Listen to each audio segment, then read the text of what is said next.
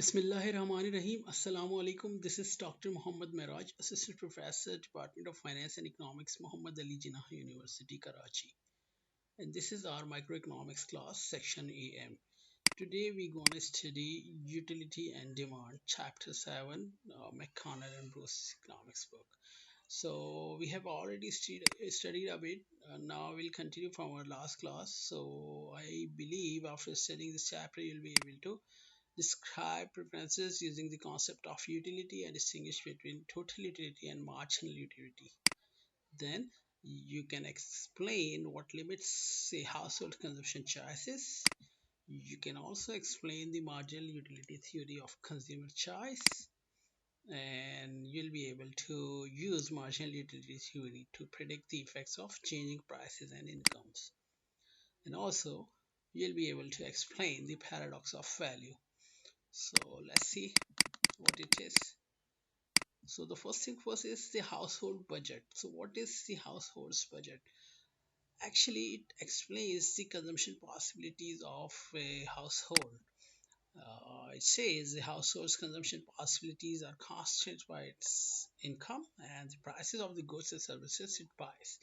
Definitely, it is quite logical that the income you have, how you spend that income um, by consuming different sets of goods, and that is your consumption possibilities. So is how a household has a given amount of income to spend cannot influence the prices of the goods and services it buys. So it is quite common that you cannot influence the prices of or the market prices of the goods, but the only thing you have is your income. So you can limit yourself and the way you have your income and the way you expend your income in different sets of goods. So that is your consumption possibilities. So on the household's budget line, it describes the limit to a household's consumption choices. So for a quite simplest model, if we see two goods, consumption your consumption on two different goods. For example, on vertical axis we have soda, and on horizontal axis we have movie. So if we assume that the person has an income of $30 and the price of soda is $3 and the price of movie is $6, so let's see how he can consume.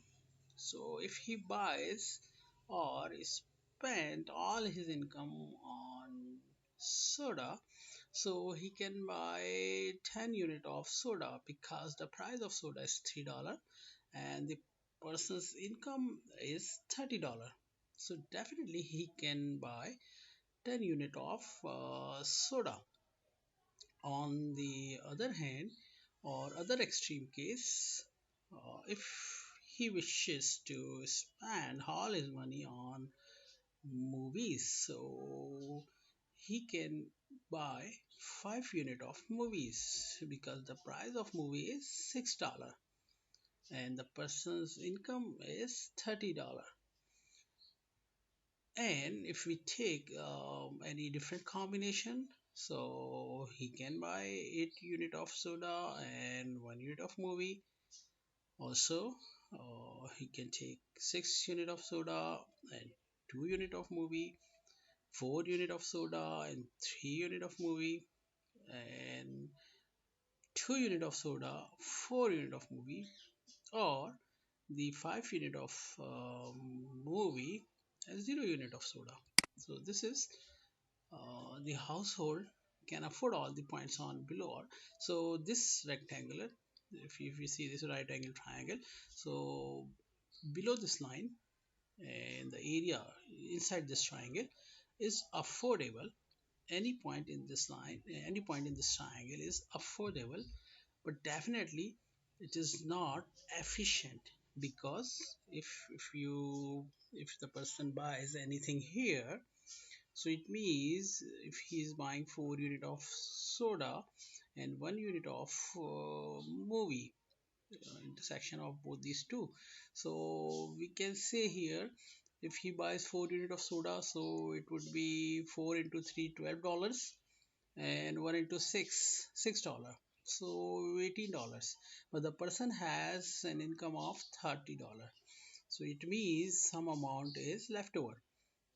But this point is affordable, but that is not efficient, because the person who has already decided that all the money he will spend on these two goods, but some amount is left over, so definitely it is inefficient but affordable point. If you see any point here, for example, if he wishes to buy 6 unit of soda, 6 unit of soda and 4 unit of movie, so this point is basically not affordable, because if he buys 6 unit of soda, so it would be 6 into 3, $18, plus 4 into 6, $24. So it would be around 18 plus $42. But the person has an income of $30. We have already established that fact. So this point is unaffordable. Now see these points. These all points are affordable and efficient. Any point on this line is affordable and efficient, because the person who has allocated $30 on these two goods would equally satisfied with on this point. So all these points are desirable for him or her. So let's see. So household cannot afford the points beyond the budget line. So that is that point. So any point outside this triangle is unaffordable. Next, the relative price. So a relative price is the price of one good divided by the price of another good. So we have two different set of prices. For example, the other price is monetary price. So if somebody is talking about monetary price, it means he is talking in terms of money. For example, if I want to buy a pen or pencil that costs me $1, so I'm talking about the monetary price of that pen. But if I'm talking about um, eraser that cost me $2, so and if I'm saying the cost of one pencil is equal to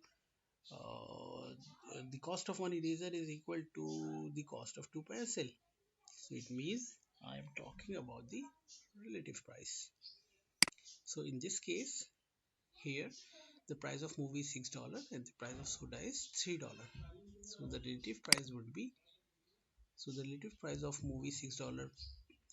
So the relative price of a movie is $6 per movie divided by $3 per soda.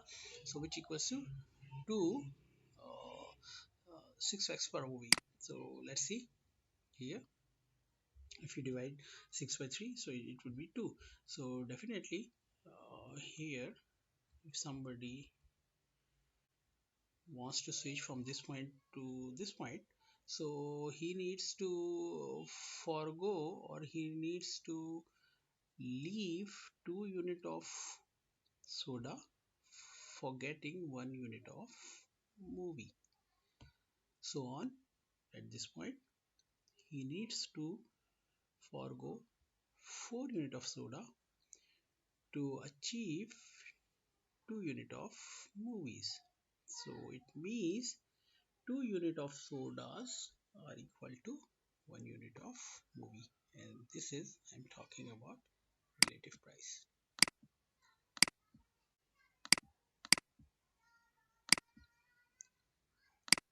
So what would be the effect of a price change on household's budget? So it changes the price of the good on the x-axis, changes the affordable quantity of the good, and changes the slope of the budget line. For example, this is our initial situation. When income is $30 and the price of soda is $3 and the price of movie is $6 here. If for any reason the movie price increases, so what will happen? If for example the movie price increases from $6 to $12, so the budget line will rotate inward from this point to this point.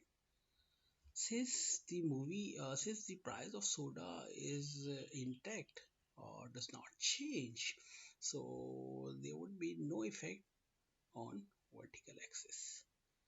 But the horizontal axis, the budget line or the household's budget will shift inwardly. Now the person can buy 2.5 unit of movies rather than 5 unit of movies because the price of movie has changed, so the price of soda remain intact.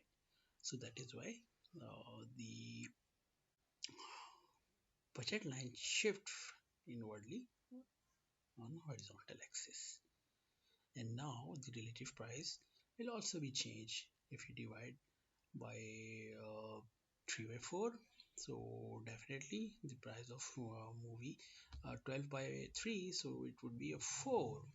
So to achieve 1 unit of movie, this time he needs to forego 4 unit of soda. For getting another unit of movie, he needs to forego 8 unit of soda, so on so forth. If for example the price of movie has reduced by $3 and the new price is $3 from $6 to $3, so what will happen? So this vertical axis will not be shifted, but the horizontal axis will shift outward or the budget line will shift outwardly.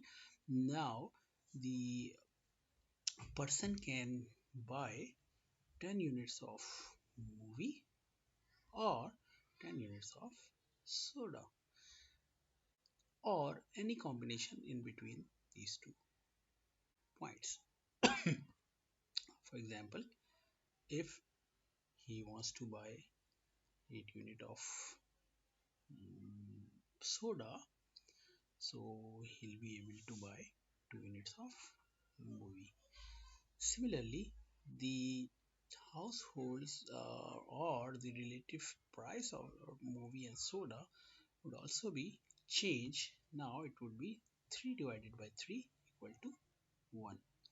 So each unit of a movie cost him 1 unit of soda. So what is real income? Real income, just like prices.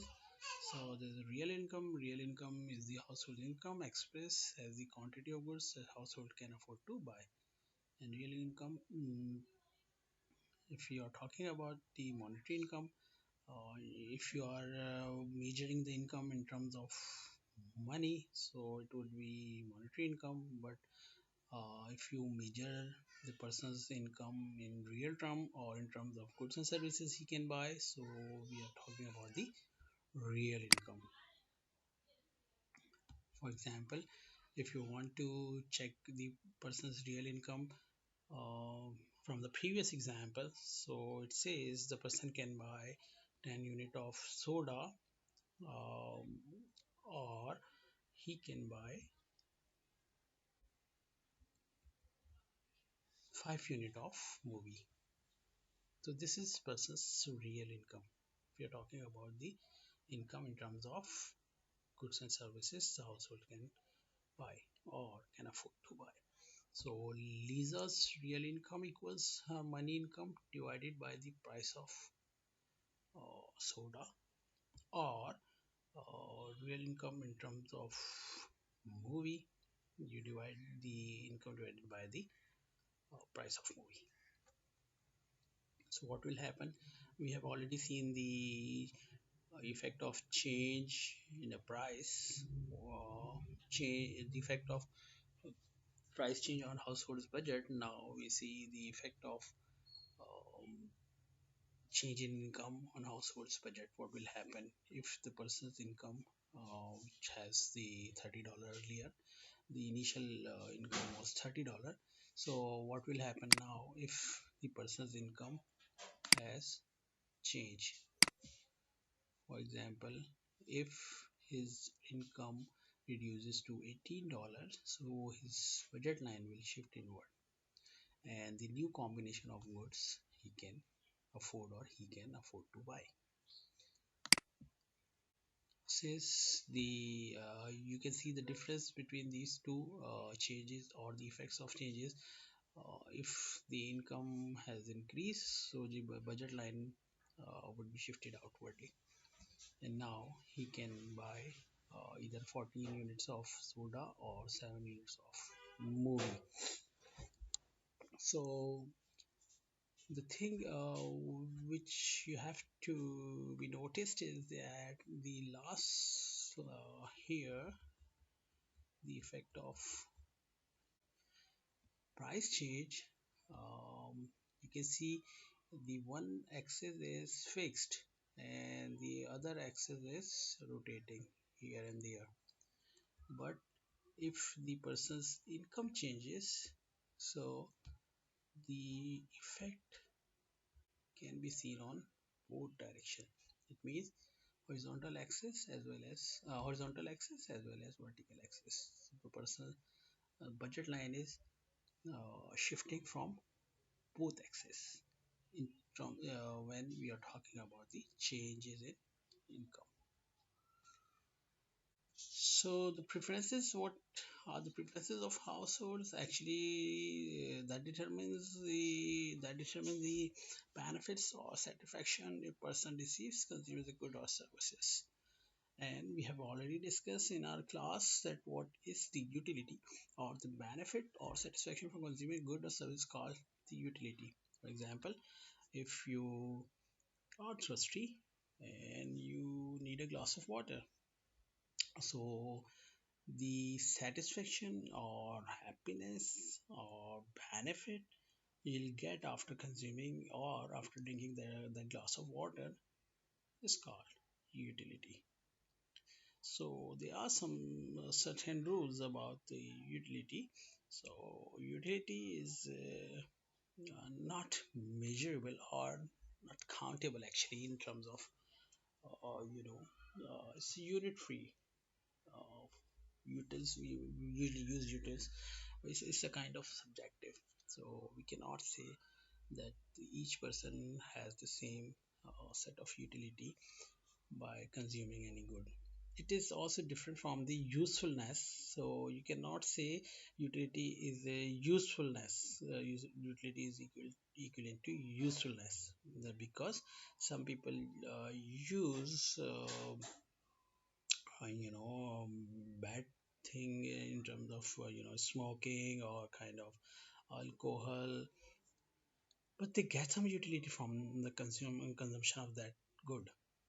So we cannot say that is useful for them. For example, smoking is hazardous for the health, but it is not here. The debate is not here. It is whether it is useful or dangerous or what. But the thing is, the person has caused some utility after consuming that thing. So this is called the utility. And the total utility is the total benefit a person gets from the consumption of good. Generally, more consumption gives more utility, and it's quite true. For example, if you like uh, ice cream, and the first cup will give you some utility, then another cup give you another more utility, the third cup gives you more utility. So it means the total utility is increasing after consuming more and more. So this is the total utility you are getting from consumption of anything. So from 0 to it is upward sloping, or it is going to upward. But the thing is, you have to use you have to see here, the first unit gives more utility, then reducing and reducing. So total utility gets increase but with reducing rate.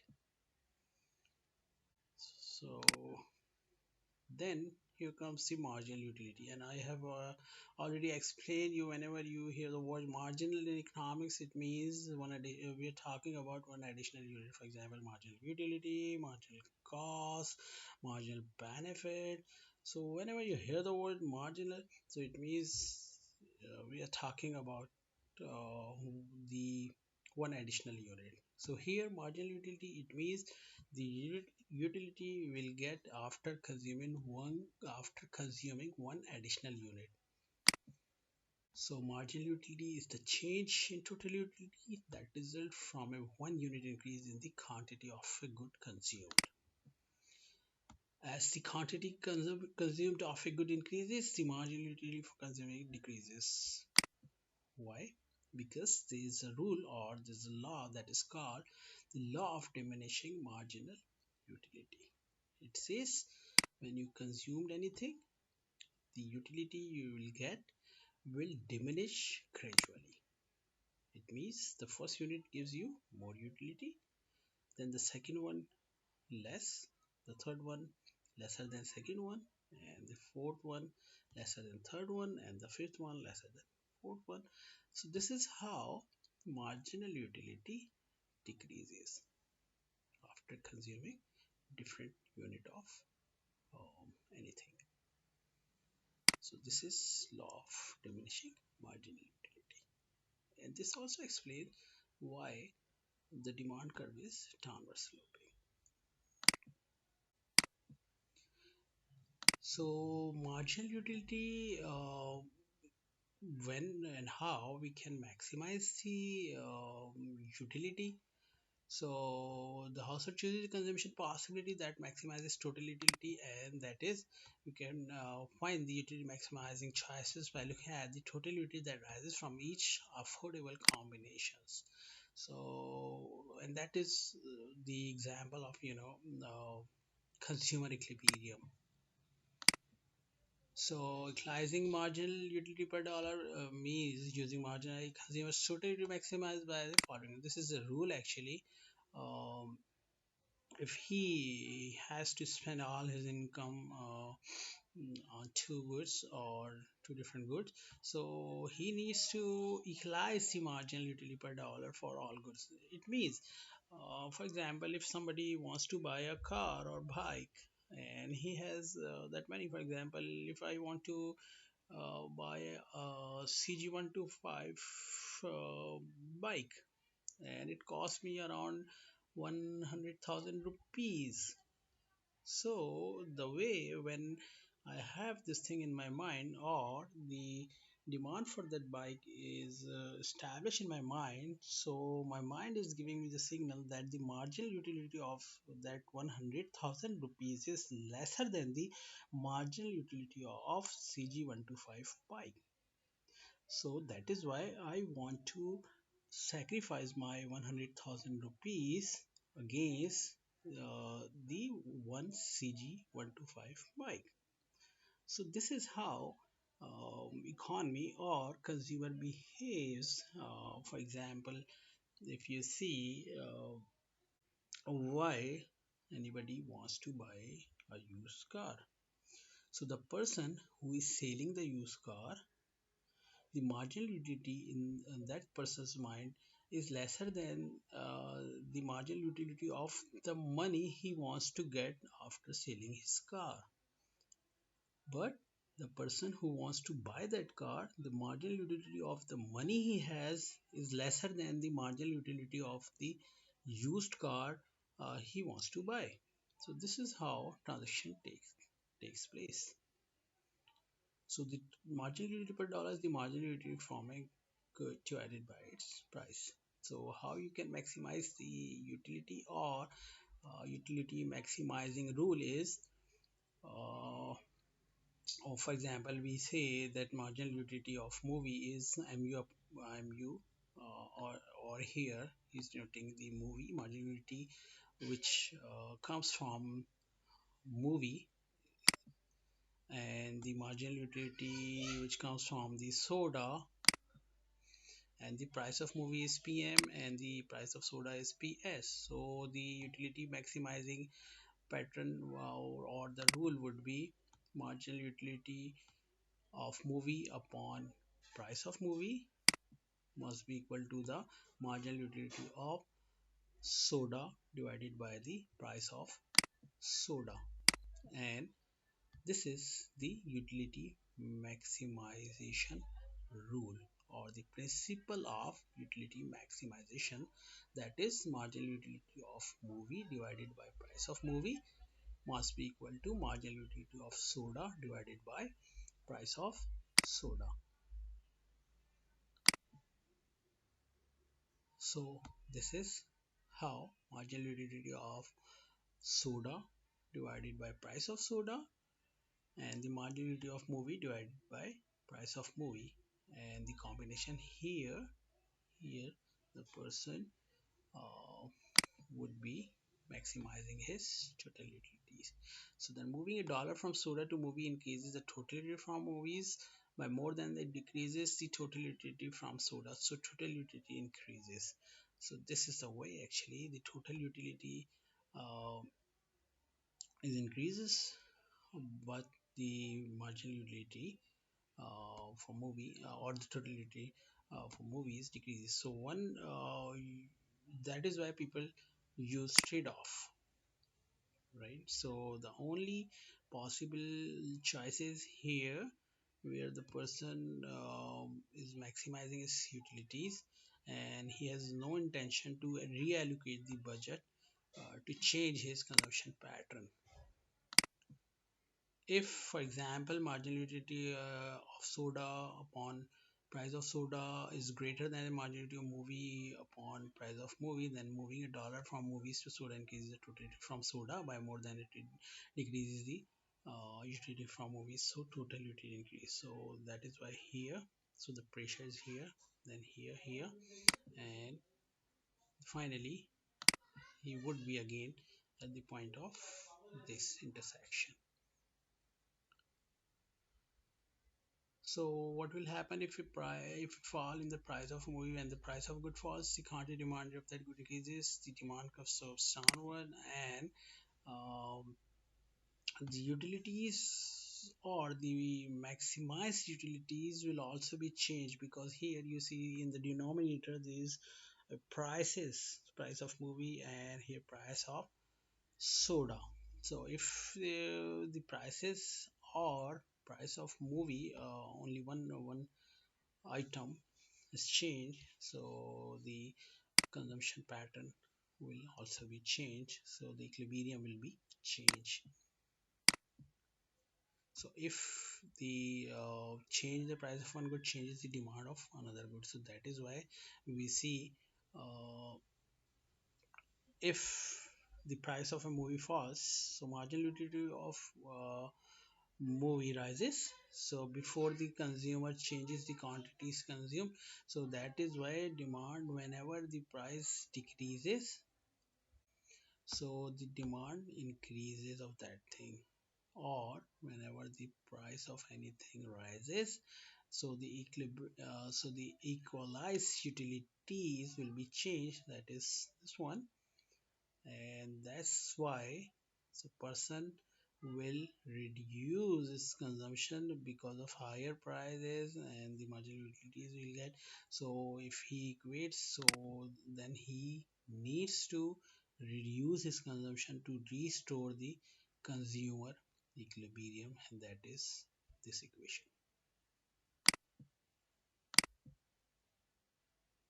For example, if fall in the price of movie increases the quantity of movies demanded, a movement along the demand curve for movies here, and decrease the demand for soda, a shift of the demand curve for soda. See here.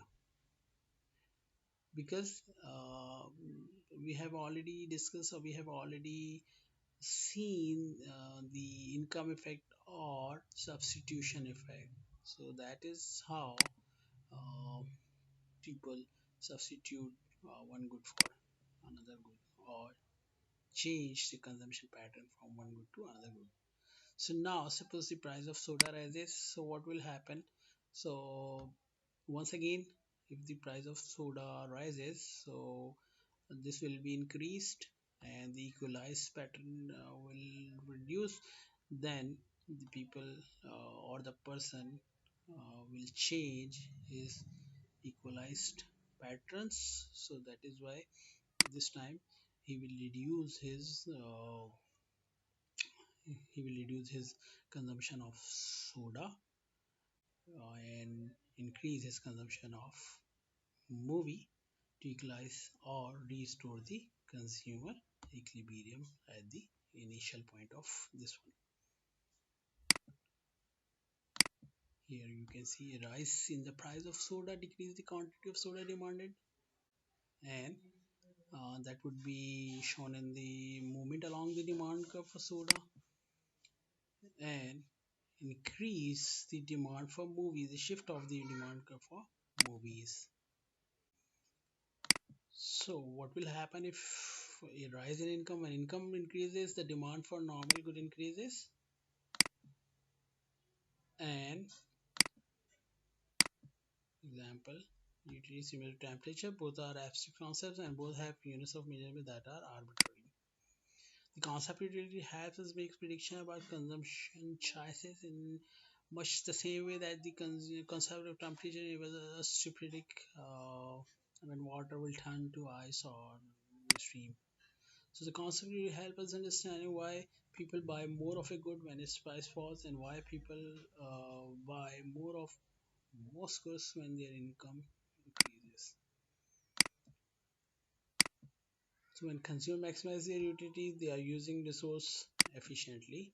So the marginal benefit from a good or services is the maximum price the consumer is willing to pay for an extra unit of that good or services when utility is maximized.